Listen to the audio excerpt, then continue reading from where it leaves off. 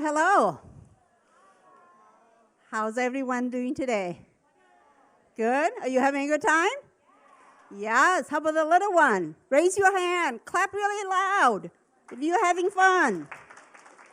Awesome. And hello to those of you who are at home. I hope you're having a good time as well. So this is the Hmong Institute's Hmong music session. Welcome. My name is Mai Zhongvu. I'm the board president of Hmong Institute, and I'm also a performer. So today we're very happy to bring a team of Hmong musicians to join the Hmong workshop here session. So first of all, thank you to the International Festivals team and volunteer. Let's give them a big hand for making this day happening for all of us. And give yourself a big hand for coming out to support all of us. Okay. So today we have three activities for you. I am a folk singer or poetry singer, or the Hmong term is gutia singer. So I'll be performing one verse of gutia because a short time, we won't have time to do a whole song. I'll just demonstrate a few voices for you to hear, and I'll do one verse so you can hear.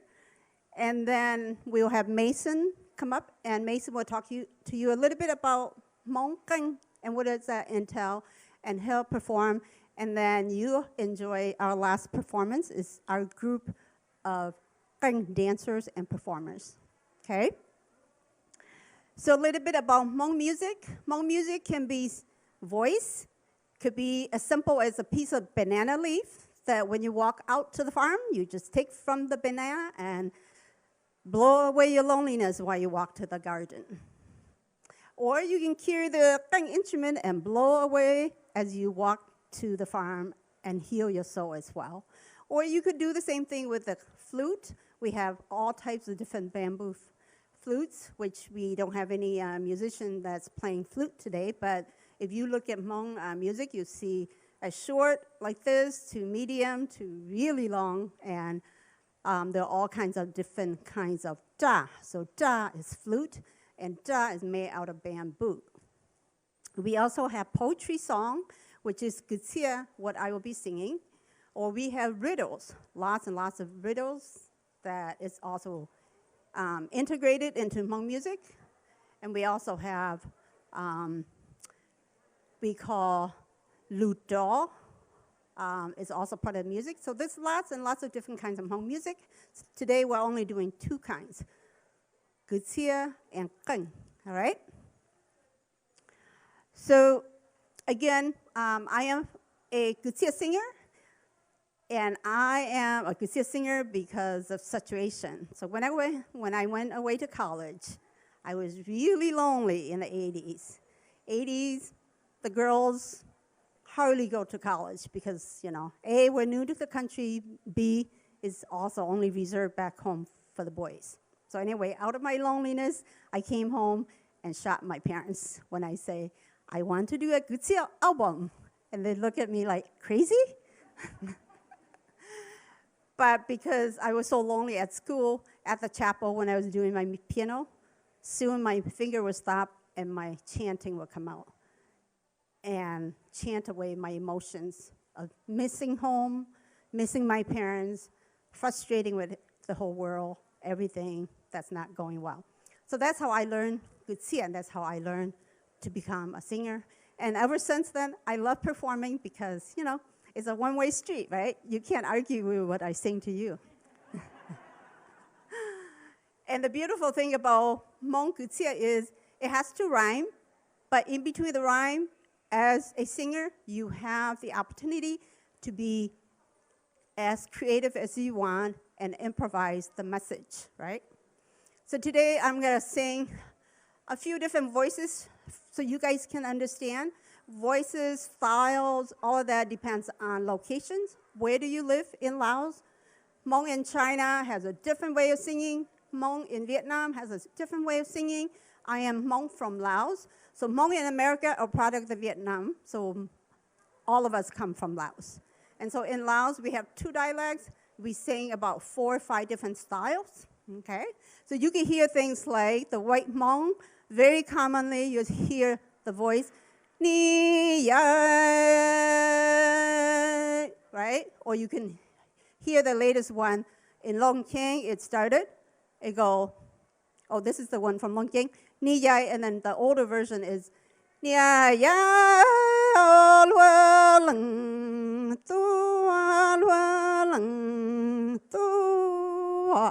so that's the oldest one, and the Niyai is the latest one that got created when Hmong moved to Longking. And then for the Green dialect, it's very common that you will hear.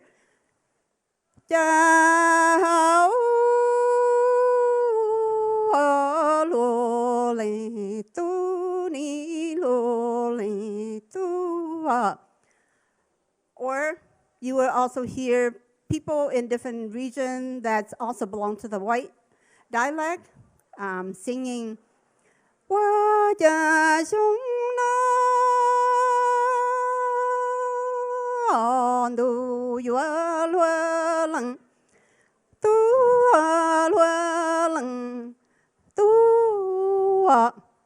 So that's belong to the, if you understand the Hmong outfit, the folks who wear the blue stripe, or you will also hear this one. Vì lời lúa lăng tu yo lúa lăng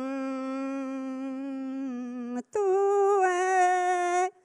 So that's all, different style of singing between the two dialects and the geography location, okay?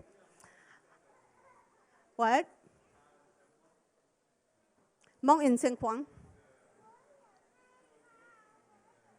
Okay, somebody's talking to me or just, Oh, they're pointing, oh, okay. So I am wearing a Hmong outfit that's from China.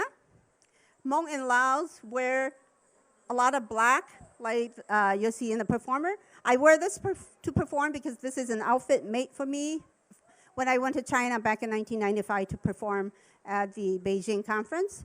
And my fellow sister in China made it for me. So when I perform, I wear this one in memory of them and their support for my performing.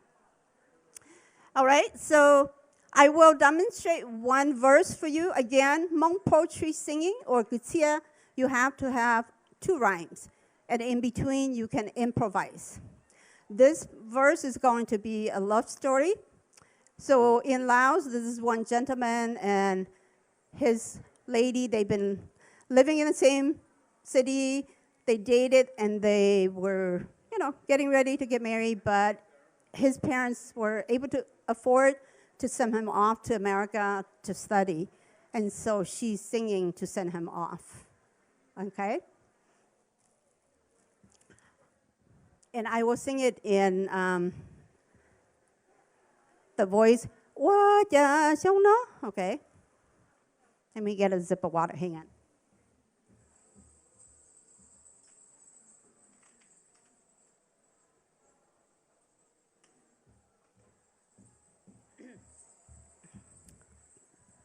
So here we go.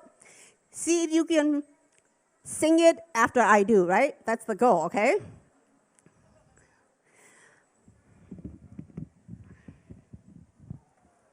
I like to hold my mic, but let's see if it comes out. All right, it doesn't want to come out. 我家乡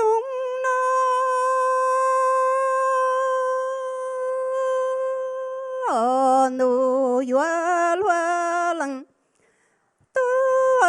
路冷，路为家你到几声奔了go，到对远中了罗那罗冷。vì cha có nhớ có nhớ có chỉ mong lời tuổi lăng tuổi có mong tao có mong mong trái lần gầu xử lý cũ mong chỉ tao nhà cha mong trái lần gầu xử lý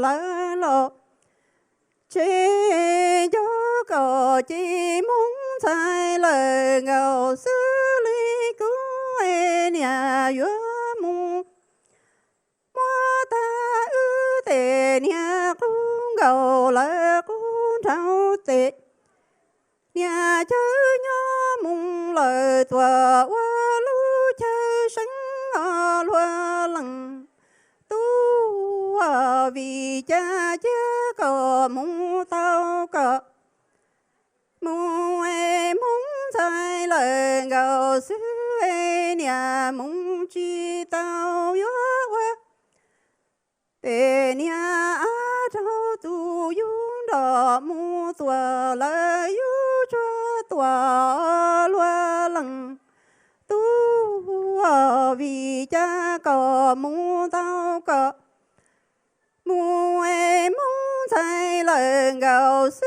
lý cú mù chi tao nhà yếu mua ta ư tệ nhà chơi nhỏ là qua lũ chơi sinh mù tòa là lũ chơi quả loa lăng tu.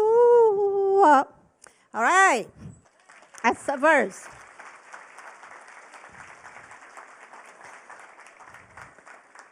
So who gets it all and wants to come and sing? All right.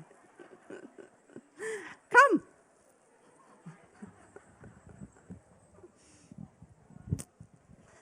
Okay, can you sing what I sing?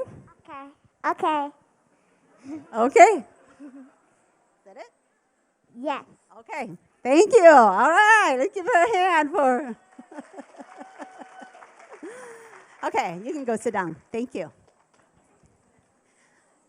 All right.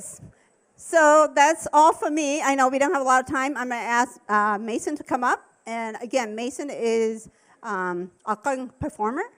And he's pretty much a master where he know how to do all the chant and then play the music with it. So let's give a big hand for Mason.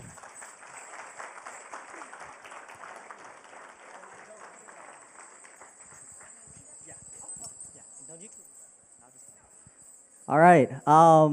Good afternoon. Welcome, everyone. As my Zhong mentioned, my name is Mason Her. I'm currently a graduate student in my last year of my master's program, last semester, studying clinical rehabilitation counseling at UW-Madison. So I've been here for the past 6 years of my life. I had the great opportunity to have my internship at the Hmong Institute, where I had the opportunity to teach second and third graders Hmong music.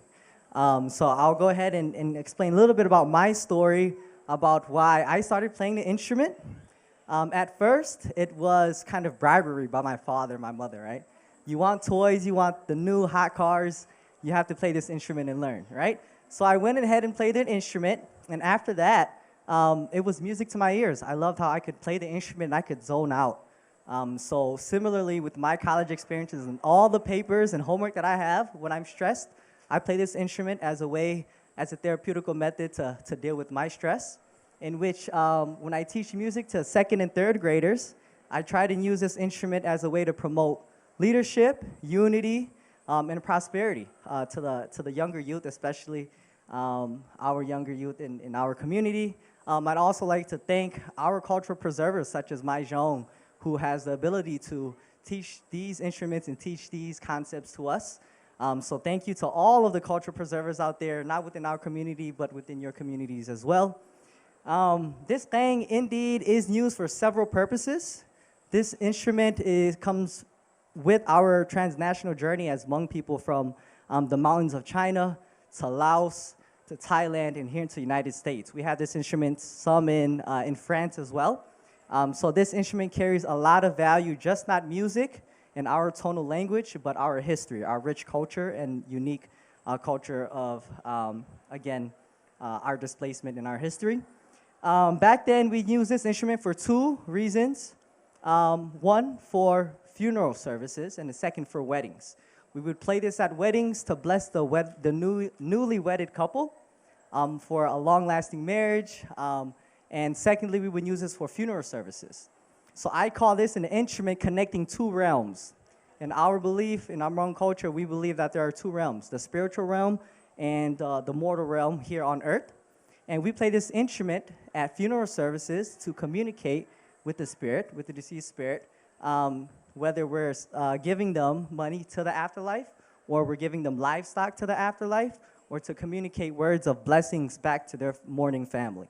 So this instrument I like to call is a special power of ours that we can communicate with them. So you will see this still used significantly at funeral services, at Hmong funeral services.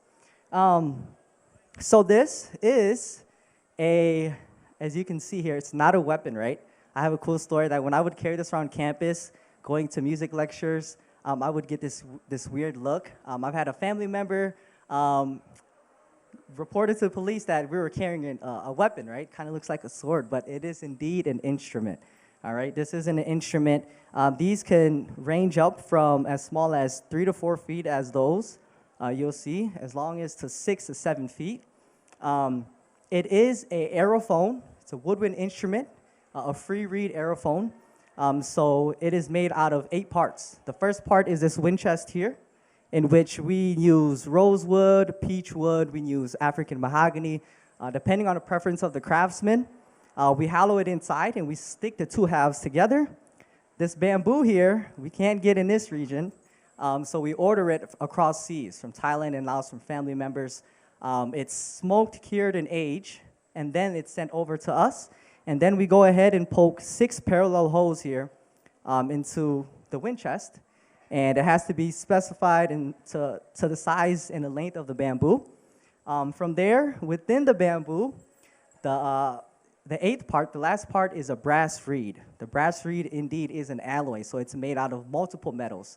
And that reed goes and sit on a certain plate in this bamboo here. So with that being said, with the woodwind instrument, does anyone know what do we have to do in order to make noise into a woodwind instrument? Yes? Exactly, you have to blow into it, right? So we have an air cavity inside here. So when you blow in, it creates the pitch and the sound of the instrument. So pitches can vary. The shorter the instrument, the higher the pitch. The longer the instrument, the lower the pitch. So I'm gonna go and I'm gonna hopefully play a little bit of song, and for time's sake, I won't sing the song, but I do want you all to note that this instrument is unique in the sense that this instrument mimics our tonal language, right? It mimics our tonal language, in which if I were to say, yo, lu, ha, I could play that right on an instrument as well. So I'm gonna go ahead and play and demonstrate a small little verse for you all, and then I'll introduce our next group. Spatial movement with this instrument is also important. So you'll see the spatial movement, the cool spatial movements that we have that you can do with the instrument as well. All right?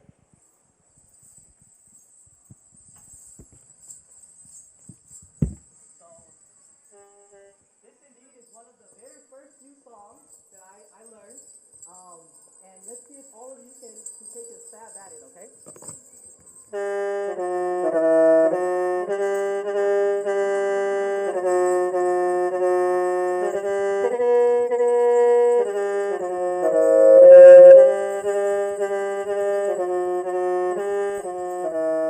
Anyone have an idea? Yes. Go ahead, shout it up.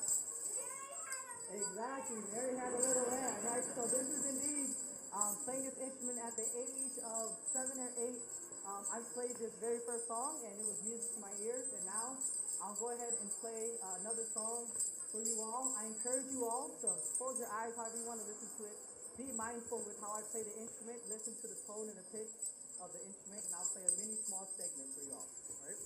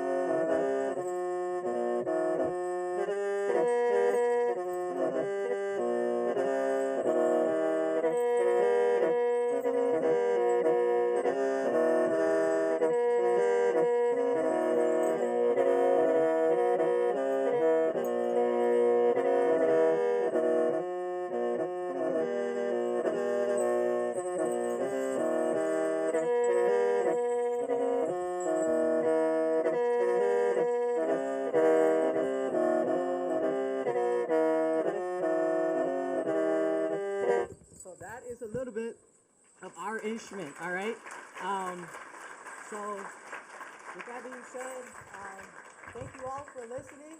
And I want to play one last small little segment for you all to say thank you, in which we say, "O Chao." Okay, so if you can repeat with me, "O Chao." And this is how we would play. All right, so thank you so much for your time.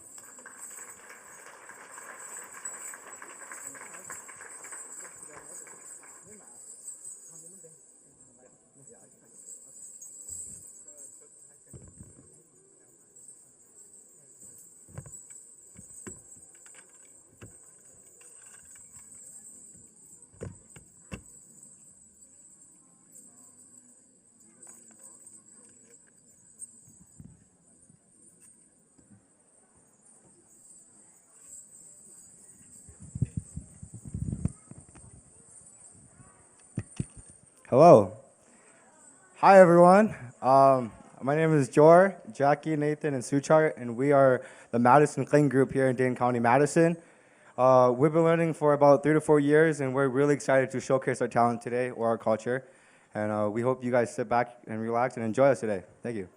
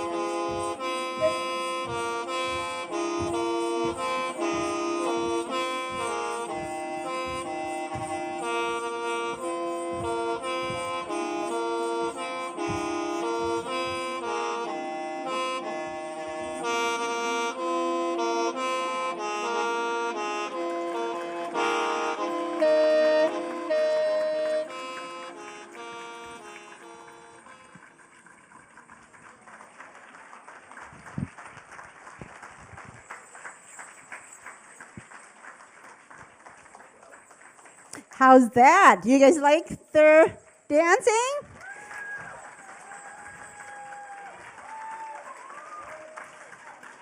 So this is very common in Laos in the New Year time. Like how we watch football and we're so obsessed about football in this country.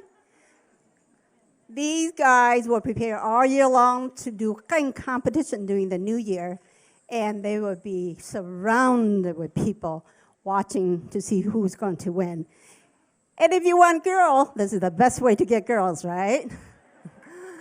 So we're very happy that our young men are still very interested in Hmong music and helping us preserve Hmong heritage at the Hmong Institute. And we're very thankful for their patience and, sacrificing their time to go with friends. They are doing this, just like anyone, whether you're a gymnast, what kind of musician, you sacrifice your time just to do what you love. So let's give another big hand for them.